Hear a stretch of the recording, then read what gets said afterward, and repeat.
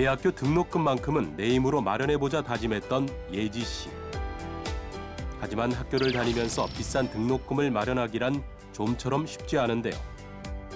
그런 그녀의 걱정을 덜어줄 희소식이 있었으니 바로 취업 후 학자금 상환 제도입니다.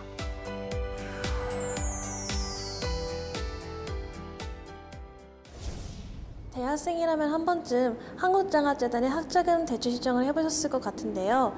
이때 이용 가능한 제도가 바로 취업 후 학자금 상환 제도입니다. 그렇다면 취업 후 학자금 상환 제도란 무엇이고 또 어떻게 이용할 수 있는지 지금부터 저와 함께 알아보시죠. 안녕하세요, 조사관님. 취업 후 학자금 상환 제도가 있다고 하는데 정확히 어떤 건가요? 취업 후 학자금 상환 제도는 한국장학재단에서 대학생에게 학자금, 즉 등록금 전액과 연 300만 원 한도의 생활비를 대출해주고 취업 등으로 소득이 발생한 후에 소득 수준에 따라 원리금을 상환하는 제도인데요. 취업 이후까지 학자금 상환이 유예되기 때문에 걱정 없이 학업을 이어나갈 수 있는 제도입니다. 즉 학자금 대출 요건을 충족한 대학생이 한국장학재단에 학자금 신청을 하면 한국장학재단이 학자금을 대출해 주는데요. 이렇게 대출받은 학자금은 취업 등으로 소득이 발생한 이후 국세청에 상환하면 됩니다. 조사관님, 그럼 취업을 하면 학자금을 바로 갚아야 하는 건가요? 취업을 한다고 해서 학자금을 바로 갚아야 하는 것은 아닌데요. 일정 소득이 발생해야 상환이 시작되는데 그 기준을 상환 기준 소득이라고 합니다. 올해 상환 기준 소득은 1,186만 원으로 상환 기준 소득을 총 급여로 환산하면 2,013만 원인데요. 즉 연간 총 급여가 2,013만 원 이상이어야 학자금 상환이 시작됩니다. 또한 취업 후 일정 소득이 발생했다고 해서 학자금을 한 번에 다 갚아야 하는 것은 아닌데요. 취업 등으로 일정 금액 이상의 소득이 생기게 되면 그 소득에 따라 국세청에서 계산해 통지하는 금액인 의무 상환액을 상환하면 됩니다.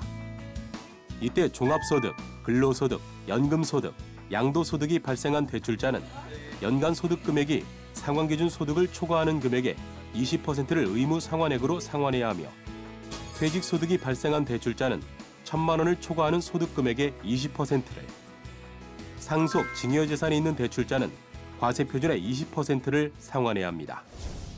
그런데 궁금한 게 한국장학재단에서 학자금을 대출하는데 왜 상환을 국세청이 하는 건가요?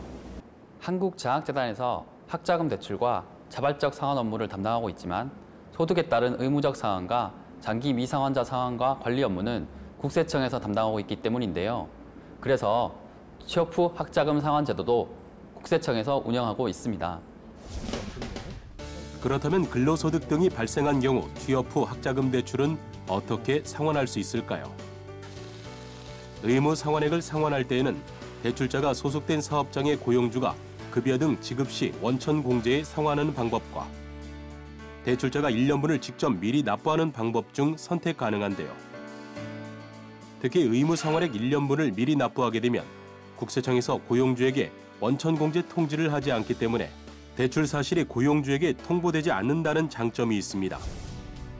즉 국세청은 전년도 근로소득 등을 기준으로 1년간 납부할 의무 상환액을 계산해 5월 초에 대출자에게 상환 의무를 통지하면 통지받은 대출자는 고용주에게 통지되기 전인 5월 말까지 의무 상환액 1년분을 미리 납부하거나 고용주가 매달 급여 지급 시 의무 상환액을 원천 공제에 납부하는 방법 중에서 선택할 수 있는데요. 이렇게 선납은 대출자가 5월 말까지 1년분 의무 상환액 전부를 납부하거나 50%씩 이외에 나눠 납부할 수 있으며 이 처분은 11월 말까지 납부해야 합니다.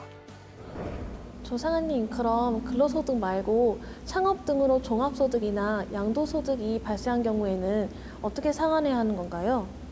종합소득 또는 양도소득, 상속 증여가 발생한 대출자는 주소지 권한 세무서에서 대출자에게 고지서를 발송하면 납부 고지서에 기재된 가상 계좌로 납부하면 됩니다. 근로소득 또는 사업소득으로 인한 의무 상환액이 발생했다 하더라도 대출자가 신청일 현재 대학생인 경우에는 상환 유예 신청이 가능합니다. 이때 상환 유예 기간은 4년이며 유예 기간 만료 시까지 상환해야 합니다. 이렇게 대학생 상환 유예 신청은 신청서에 재학 증서 등을 첨부해 관할 세무서장에게 제출하거나 취업 후 학자금 상환 홈페이지에서도 신청할 수 있습니다. 이 밖에도 취업 후 학자금 상환 제도와 관련해 유의할 사항에는 어떤 것들이 있을까요? 2018년도 연말정산부터 생활비 대출을 제외한 취업 후 학자금 대출 상환액이 교육비 세액공제의 대상이 되는데요. 따라서 올해 취업 후 학자금 대출을 상환하셨다면 상환액의 15%가 세액공제 대상이 되는 만큼 연말정산을 할 때 교육비 세액공제도 꼭 받으시기 바랍니다.